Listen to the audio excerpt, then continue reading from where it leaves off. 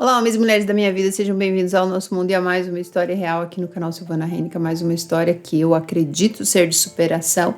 Mas antes de continuar aqui com esse vídeo, eu quero pedir para que você se inscreva neste canal para não perder nada do que acontece aqui. E se você caiu de paraquedas aqui, saiba que aqui nós não contamos só histórias reais, só histórias de traição, só história de relacionamento. Nós contamos também histórias de superação e temos inúmeros vídeos falando sobre transformação, sobre despertar espiritual e sobre se encontrar na vida, além de prosperidade, abundância divina, essa conexão com o seu eu superior, e também derrubamos várias crenças por aqui.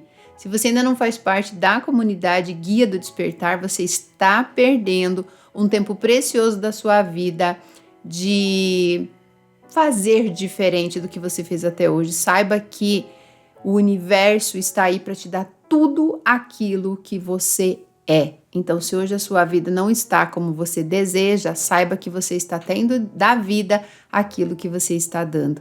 E é isso que a gente muda por aqui. O link está aqui no primeiro comentário. Se você quer enviar a sua história para mim também, todos os links estão aqui. Caso queira falar comigo, através de uma chamada de vídeo, através de uma consultoria, tem também o contato aqui embaixo, ok? Bom, vamos lá então para a história de hoje, a história da Gabriela. Meu nome é Gabriela, vou fazer 35 anos no mês que vem e vou contar a minha história do início. Conheci meu primeiro amor, o Eduardo, aos 13 anos de idade. Começamos a namorar e aos 15 perdi minha virgindade e faltando 3 meses para eu completar 16 anos, eu fui mãe do meu primeiro filho, o Otávio, que nasceu em 2004. Fui morar com o pai do meu filho e a minha sogra. Ele sempre foi muito ciumento. Guardem essa informação. Apesar de ter sido mãe muito nova, eu continuei meus estudos na época que meu filho nasceu. Eu estava entrando no ensino médio nesse período. Minha sogra nos ajudou a reformar uma casa que ela tinha no quintal dela e nos deu para morar. No final do último ano da escola, por um descuido, esqueci de tomar o anticoncepcional e engravidei do meu segundo filho. Tive um desentendimento com o Eduardo por causa de ciúmes e nos separamos quando eu estava grávida de 3 meses. O ciúme dele era doentio, ele não queria nem que eu trabalhasse, mas mesmo grávida eu fazia planos de conseguir um emprego, fazer um curso, porque eu queria construir uma carreira e ser independente, e ele não aceitava isso. Ele falava que eu tinha que ficar em casa cuidando da casa e das crianças. Nem na casa da minha mãe ele queria que eu fosse fazer visita, mas eu ia mesmo assim. Quando me separei dele, sofri muita pressão psicológica. Ele me falava que eu tinha que voltar para ele, porque ninguém ia me querer com um filho pequeno, de 3 anos na época e mais um bebê na barriga. E eu acabei voltando para ele, por medo de ficar sozinha. Que boba que eu era. Quando minha filha Jennifer nasceu, no ano de 2008, e eu já havia concluído o ensino médio. Quando ela completou 6 meses, eu voltei a fazer os bicos que eu fazia antes dela nascer. Minha mãe é costureira e sempre que a firma dela pegava pedidos grandes, ela me chamava para ajudar. Juntei um dinheiro e fui fazer um curso de informática básica. Fazia o curso aos sábados, que era o dia que a minha mãe e minha sogra podiam ficar com as crianças. O curso durou 3 meses e quando minha filha estava com 2 anos de idade, eu consegui um emprego fixo como atendente de telemarketing. E foi meu primeiro emprego de carteira assinada e eu fiquei muito feliz. O salário era pouco, mas eu tinha vale alimentação, seguro de vida, plano de saúde e eu fiquei feliz por poder começar uma carreira e tinha muitos planos de crescer e também de começar uma faculdade. Os ciúmes doentio do Eduardo começou a piorar. Ele me viu começando a ser independente e o casamento começou a ter muitas brigas. Brigávamos praticamente todo dia, até que em uma dessas brigas ele me agrediu com um soco no olho. Meus olhos ficaram tão inchados que não dava para ir trabalhar daquele jeito. Eu estava no período de experiência e tive que entregar um atestado de 7 dias. O casamento acabou, voltei a morar com minha mãe e fiquei nessa empresa 2 anos até que ela faliu. Arrumei então outro emprego em janeiro de 2013, na mesma área, e foi lá que conheci o Júnior. Ele era amigo de um colega de trabalho. Conheci ele em um barzinho que fui com esse meu colega depois do expediente. Ele pegou o meu telefone com meu colega e me ligou e acabamos nos envolvendo. E ele me pediu em namoro e eu aceitei. Sempre saíamos juntos, íamos à praia, ele passava noites comigo, passava o fim de semana na minha casa e eu cheguei até passar um final de semana na casa da mãe dele, que morava em outra cidade no interior de São Paulo. Estávamos juntos há quase um ano quando eu descobri que ele era casado e tinha 2 filhos de 13 e 1 ano na época. Ou seja, quando ele me conheceu, a esposa dele provavelmente tinha acabado de ter bebê. Quando descobri que ele era casado, eu tentei me separar, mas ele implorou, chorou, me jurou amor eterno e eu caí na conversa dele. Eu estava muito apaixonada por ele. Ele me jurou que ia se separar e eu acreditei nele. Falava que só estava com ela por causa dos filhos e que dormiam até separados. E eu acreditava, porque ele ficava comigo várias noites durante a semana na minha casa ou em hotéis. Provavelmente inventava para a esposa alguma história furada e ela acreditava. Ser amante de homem casado foi a pior burrada que eu poderia ter feito na minha vida. E ele conseguiu esconder a esposa por quase 1 ano. Ele nunca me levou na casa dele, pois dizia morar num tipo de república só para homens e não podia levar ninguém. E quando conheci a mãe dele, descobri por que ela não falou nada, porque na verdade ela não gostava da nora e acobertava o filho nas suas safadezas. Depois de umas semanas, ele começou a ficar possessivo em relação a mim. Me acusava de ter amantes, chegou a quebrar meu chip de celular e me fazer trocar de número, só porque um colega me ligou para me desejar feliz aniversário. Ele olhava meu celular, apagava todos os contatos de amigos e até de amigas solteiras. Ele dizia que mulher solteira ia me levar para balada e me apresentar macho. Me proibia de tudo, me fez largar um curso de web designer pela metade e eu deixava ele fazer isso. Achava que era prova de amor todo esses ciúmes. Não sei por que eu achava aquilo. Eu já havia vivido com um homem ciumento, mas eu estava cega. Mas alguns meses se passaram, era final de 2014, minha filha com 6 anos de idade, o mais velho com 10, e eu acabei descobrindo a gravidez do meu 3º filho. Eu tomava injeção, já fazia 5 anos, e falhou. Para o meu azar, entrei na porcentagem de falha do contraceptivo. Confesso que não usava preservativo por confiar cegamente no Júnior. De alguma forma, a esposa dele descobriu sobre a gravidez. E ela me contatou e me xingou de vagabunda para baixo e disse que sabia que o marido dela tinha amantes, isso mesmo, amantes, no plural, e me acusou de eu ter engravidado para viver de pensão, sendo que ele nem era rico nem nada, ganhava o suficiente apenas para viver com conforto. Ela me contou que eu não era a única, que ele tinha várias, mas que quem ele amava mesmo era ela, e por isso ela não largava dele. Fiquei com muita raiva dela, achando que ela estava mentindo, mas no final descobri que era tudo verdade. Em um dia que resolvi mexer no celular dele e li tudo ali, eu nunca tinha invadido a privacidade dele, confiava cegamente, mas estava tudo ali. Fui confrontá-lo e ainda fui acusada de ser louca e que a culpada era eu, que mexi no celular dele.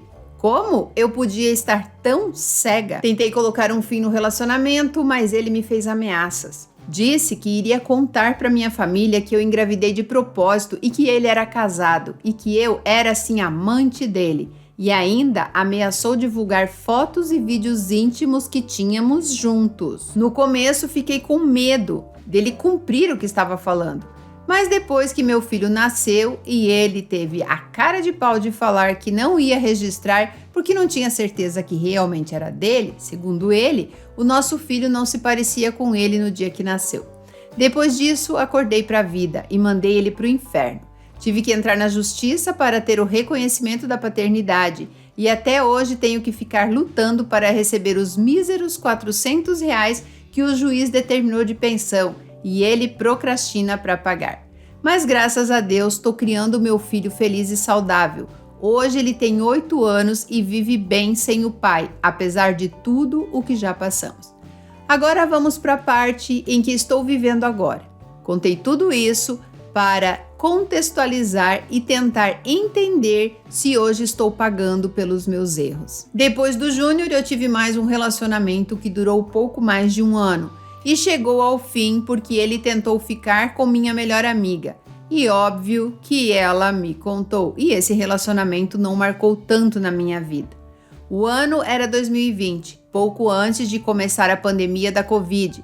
Já fazia 4 anos que eu estava trabalhando em outra empresa, mas a empresa anterior me desligou logo após acabar a minha estabilidade da licença maternidade e ainda estava na mesma área de telemarketing. E eu não conseguia mudar a minha vida. Estava no 2º ano de faculdade, mas estava começando a ficar difícil pagar as contas e a faculdade que tanto sonhei em fazer. Foi então que resolvi começar a trabalhar em uma casa noturna, como garota de programa. Eu só ia aos finais de semana, pois ainda trabalhava de segunda a sexta, meio período no telemarketing. Então, ia para a casa noturna sextas e sábados à noite. Fui 4 finais de semana e ganhei por volta de R$700 por noite. Fiquei animada com o dinheiro. Para mim, que ganhava pouco mais de um salário mínimo por mês, era o céu. Mas daí veio a pandemia e começou a fechar todo o comércio. E a empresa colocou os funcionários em home office e ficamos de quarentena. A casa em que eu moro era da minha mãe. Ela se casou e foi morar com o marido e me deixou morando na casa, que é bem antiga e estava precisando de uma reforma. Mas o dinheiro que eu ganhava mal dava para as contas. Em 2001, pandemia foi passando, chegaram as vacinas. Aí eu resolvi tentar de novo na casa noturna. Fui lá durante 1 mês, só aos finais de semana, e lá conheci algumas meninas que me indicaram uma clínica de massagem que funcionava de dia. Então comecei a ir lá às tardes. Trabalhava até as 14 em home office e ficava na clínica das 15 até fechar. Meu objetivo era juntar dinheiro para reformar minha casa, para dar uma vida melhor para os meus filhos. E eu comecei a ficar desgostosa com a empresa. Comecei a ganhar dinheiro na clínica e pedi minhas contas. Estava na fase de fazer estágio na faculdade, então eu saí da empresa no intuito de juntar dinheiro mais rápido, fazer estágio e depois arrumar um emprego na minha área. Minha faculdade é à distância, só para contextualizar. Foi na clínica que conheci o Fernando, quase 25 anos mais velho que eu. Ele virou meu cliente fixo, ia toda semana me ver, às vezes mais de uma vez na semana. Mas aquele lugar, com o tempo, começou a me desgastar. Parecia que o dinheiro já não estava mais valendo a pena. Mas quando o Fernando ia me ver, ele era tão carinhoso, um verdadeiro cavalheiro, um amor, um homem bom de coração. Ele começou a dizer que estava gostando de mim e queria me ver fora dali. Então começamos a sair fora. E um dia ele me preparou uma surpresa com flores, vinho, um hotel lindo e me pediu em namoro. Ele sabia dos meus planos, sabia que eu estava infeliz naquele lugar. Então me falou que ia esperar eu concluir meus planos e sair daquela vida, mas que queria estar junto comigo desde já, mesmo que eu não fosse deixar de ser garota naquele momento. Ele foi sincero e disse que não poderia me bancar naquele momento, mas esperava eu me estabilizar, e eu me apeguei àquilo, porque quando eu estava com ele, eu me sentia tão bem, ele me fazia tão bem. Não consegui então ficar mais naquele lugar nem 3 meses depois desse dia. Eu estava muito afim de construir uma nova vida com ele. Então arrumei um emprego no RH de uma empresa. Conversei com ele que iria parar com aquela vida e o questionei se ele ainda estava saindo com garotas de programa. Pois, apesar de não ter ficado muito tempo naquilo, eu consegui perceber que tinha muitos homens que eram viciados naquilo. E ele me garantiu que, desde aquele dia da surpresa no hotel, nunca mais tinha saído com ninguém. Começamos então um relacionamento sério, ele conheceu minha família e eu a família dele. E tudo estava indo muito bem. Em janeiro deste ano, de 2023, resolvemos morar juntos. Ele veio morar comigo, me ajudou a reformar toda a casa, que eu tinha parado por causa da falta de dinheiro. E 2 meses depois dele vir morar comigo, ele começou a ficar estranho. Já acendeu meu alerta e aguçou o meu sexto sentido. Algo de errado estava acontecendo. Ele tinha trocado de celular uns meses antes de vir morar comigo, mas ele não apagou nada do celular antigo. Eu tinha a senha, então resolvi fuçar. E estava lá, muitas conversas de WhatsApp antigo dele, no Instagram que ainda estava logado. Muitas garotas de programa que ele continuava saindo o tempo todo. Mas só tinha conversas antigas de agosto de 2020 para trás. Mesmo assim, meu chão caiu. Confrontei ele e foi a maior desavença. Ficamos umas semanas sem nos falar e depois ele veio me pedir perdão. Disse que tinha errado, mas jurou que não tinha mais saído com ninguém fazia muitos meses e que tinha planos. E toda essa ladainha que homem fala quando é descoberto por uma mulher. Conversamos e resolvi dar uma segunda chance.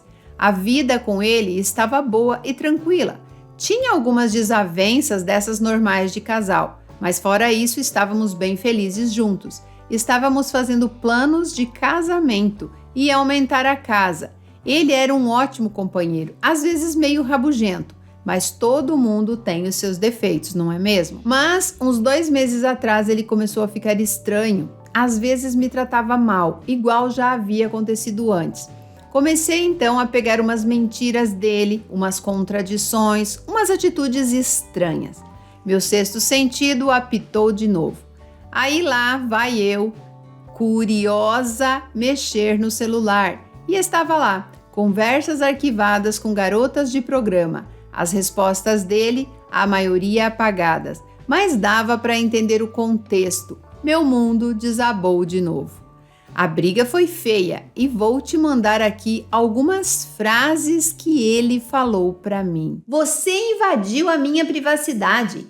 Quem procura acha e não perde tempo. Você nunca mais vai mexer no meu celular. Isso não é traição, porque é apenas sexo sem sentimento. Eu perdi a confiança em você, porque você mexeu no meu celular sem a minha autorização. Agora, quem não te quer mais sou eu. Foi tudo isso, Sil, e mais alguns absurdos que ele falou na hora que foi descoberto. Depois ficou manso e me pediu perdão. Chorou, implorou para dar mais uma chance, que ele não estava mais fazendo aquilo. Mas, como que eu vou confiar nele? Não consigo no momento nem perdoar. E isso aconteceu faz apenas 2 semanas. E eu senti uma dor tão grande que até hoje choro todo dia. Tanta decepção, e ele é uma boa pessoa, porém não tem um pingo de caráter. Me culpei tanto esses dias, pensando ser minha culpa a traição. E ele me falou que foi só sexo. Mas parei para pensar, sexo de qualidade nunca faltou. Sempre nos demos muito bem na cama. A gente transava quase todo dia, éramos um viciado no outro em questão de sexo. Sempre inovando, nunca neguei nada para ele, até porque eu também gostava. Por gostar dele, ainda estava tentando esquecer e seguir em frente.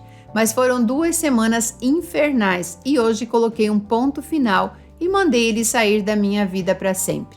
A casa está em obras, ainda não consegui terminar a faculdade. Tive que trancar este último semestre porque não estava conseguindo estágio e também estou trabalhando muito para conseguir reformar a casa, porque apesar de ele estar colaborando com a obra, eu gosto de ter o meu dinheiro e ser independente e não gosto de ficar nas costas de ninguém. E na última conversa hoje de manhã, ele ainda se fez de vítima, dizendo que eu estava tratando ele como lixo e expulsando ele de casa. E porque eu disse que queria devolver o dinheiro que ele investiu aqui na minha casa. Ele não quer que eu devolva e ainda me deu mais dinheiro para ajudar. Agora não sei se devolvo o dinheiro ou se deixo para lá. Só sei que quero seguir em frente, voltar para a faculdade e vencer na vida, mas não sei por onde começo. Meus pedaços estão espalhados por aí, não sei como juntar. Me ajuda, me dá um sermão, uma dica, qualquer coisa. Obrigada. Bom, gente, primeiro quero pedir para que vocês também deixem conselhos aqui para ela em relação a isso, mas vamos lá. Bom, É aquela história de sempre, semelhante atrai semelhante. Se você estava na prostituição e foi se juntar com um cara que saía com prostitutas, por que você achou que ele ia mudar? Claro que existem pessoas que conseguem uma transformação e aquela história toda, mas, gente, mudar, dificilmente o ser humano muda.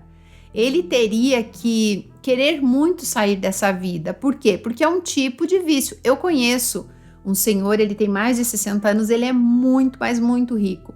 E ele só sai com meninas de 20, 22, ele banca elas, ele paga tudo. Ele paga mercado, aluguel, dá carro, dá tudo, porque ele precisa daquilo para se sentir bem com ele por conta da idade, porque ele sabe que ele não tem nada a oferecer além de dinheiro. Tem uma que era amante dele desde os 19 anos, hoje ele tá separado, mas ela casou com outro e ele continua sendo amante dela. E ele banca ela e banca o marido dela. É muito louco. Cada ser humano tem os seus fetiches, tem as suas frustrações e vai buscar resolver isso da maneira que acha que consegue. Então, ele não quis abrir mão disso. Ele quis ter um relacionamento com você, ele queria estar com você, mas ele não conseguiu se livrar do vício. É a mesma coisa que você falar assim, olha, eu te amo, eu quero casar com você, mas eu não gosto de cigarro. E o cara fuma. É besteira achar que por sua causa ele vai conseguir se livrar do vício. Ele só vai conseguir se livrar do vício quando ele perceber que o vício é tóxico para ele e está sendo tóxico nas relações também, nas relações interpessoais. Então, é muita ingenuidade a gente achar que a pessoa fez isso e eu perdoei, a pessoa fez aquilo e eu perdoei, e a pessoa não vai continuar fazendo. Porque lá no começo, quando você pegou as primeiras conversas e jogou na cara dele e tal, sim, você invadiu a privacidade dele. Nisso ele não tá errado. Ele não tá errado. Óbvio que quem mente quer esconder, né? Mas o que você faz com essa informação é que faz toda a diferença na sua vida. Eu não teria esfregado na cara dele a segunda vez. Eu teria terminado o relacionamento sem falar pra ele por quê. Porque fala muito mais sobre mim, fala muito mais sobre você. Agora a questão do dinheiro aqui. Eu não sei. Não devolve, óbvio que não. Quando você recusa um presente, quando você recusa uma ajuda, você está dizendo para o universo o seguinte: eu não quero nada, eu não quero que me deem as coisas. Ele morou com você, ele participou da sua vida, nada mais justo que ele tivesse colaborado também. Então você não tem que devolver nada para ele se ele não estiver exigindo. Se ele disse para você, não precisa, aceite porque é um presente. Presentes a gente agradece. Esses dias uma amiga estava passando por um problema e aqui tá chovendo muito, então o trabalho dela não deu muito certo e eu falei para ela, você quer ajuda? Você quer que eu te ajude? Não, ela é uma pessoa assim que ela não aceita. E eu amo muito essa minha amiga, muito. O que eu fiz? Consegui o Pix dela e mandei dinheiro para ela. E aí ela veio e falou assim, você sabe que eu não posso aceitar? Eu falei, mas é presente. A gente não pode recusar presente. Se você não quer aceitar como presente, então se um dia você tiver dinheiro sobrando, você me devolve ou me paga um jantar ou alguma coisa do tipo. Mas eu estou te dando. E aí ela falou assim, não sei o que dizer. Eu falei, só aceite. É assim que a vida funciona. Se eu posso dar, por que eu não vou dar? Cabe ao outro receber e aceitar como presente. Agora lá no começo, quando você estava na casa de massagem, né? Um homem que paga por sexo, eu já fico com a antena muito ligada. Porque hoje em dia existe muitas mulheres por aí que também querem só sexo, né? Então, a partir do momento que o cara precisa pagar por aquilo, fala muito sobre a autoestima dele, sobre por que ele tá buscando aquilo, por que ele não consegue se controlar. Claro que as garotas de programa, elas precisam desse dinheiro, né? Virou uma profissão. Mas eu sempre me pergunto, o que leva um homem a pagar por sexo? Se perguntem sobre isso. É só pelo prazer ou é pela conquista? Ou porque ele não acredita que consegue conquistar uma mulher sem oferecer dinheiro, sem oferecer algo em troca? Então, minha querida, vai lá, vai fazer sua faculdade, vai estudar, vai fazer as suas coisas, sim. A gente precisa mudar a mentalidade, né? Desde sempre você ficou atraindo homem ciumento e fazendo filho e me admira você não ter engravidado desse também. Mas o passado você não pode mudar. Só que se você não mudar a tua mentalidade, você vai continuar atraindo esse tipo de gente. Porque quando nós estamos na merda, é óbvio que nós só vamos nos relacionar com quem tá na merda também. Então é muito difícil eu conseguir me relacionar com uma pessoa que está numa situação melhor que a minha energeticamente falando, se eu não me elevar para chegar lá naquela pessoa. Normalmente as pessoas estão na mesma frequência energética. Muita gente que acha assim, então se eu atraio um golpista é porque eu sou golpista. Então se eu atraio um homem que me trai é porque eu traio. Não é isso, a gente está falando de frequência. A gente está falando de frequência alta e frequência baixa. Na frequência baixa tem um monte de coisa envolvida. Tem negatividade, tem medo, tem doença, tem sofrimento, tem vergonha, tem vitimismo, escassez, acidente, golpista, traição. Tudo isso está em frequências compatíveis, frequências baixas. E você tem que ir escalando, você tem que ir subindo degrau a degrau para chegar num nível energético, numa frequência vibracional mais elevada e automaticamente se conectar com coisas mais elevadas. Agora, tem um problema sério, né? Quando acontece coisas assim com a gente, que deixa a gente triste, chateada, a gente tende a ficar remoendo aquilo e vai cada vez mais pro fundo do poço. Tem que encerrar o ciclo, virar a página, fechar a gavetinha daquela memória lá no passado e começar de novo, aprendendo com os erros. Agora, se ela vai pro próximo relacionamento de novo, sem antes melhorar o que está dentro dela, curar o emocional dela, tudo vai se repetir. E aí que a gente fala que os ciclos se repetem. Eu, se fosse você, pegava esse dinheiro que ele tá te dando aí e fazia o guia do despertar. Vai te ajudar muito, mas muito mesmo.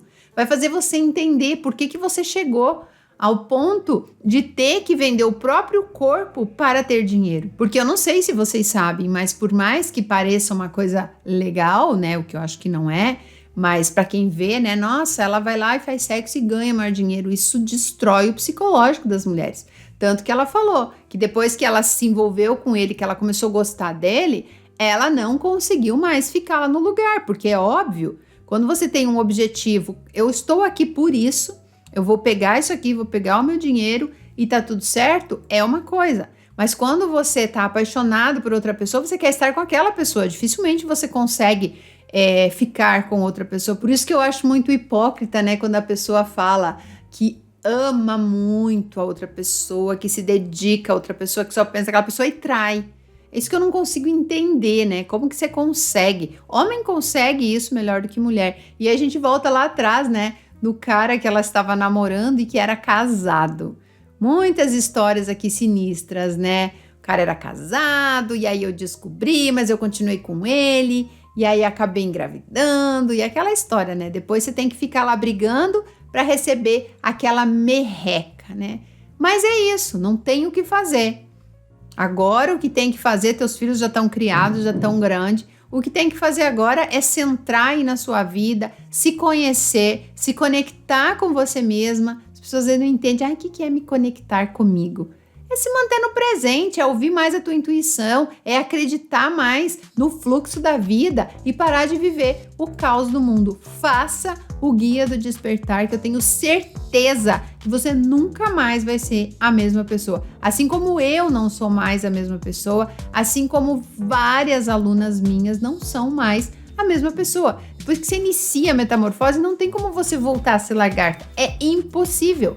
Ou você para o processo, ou você sai do casulo e vira uma linda borboleta.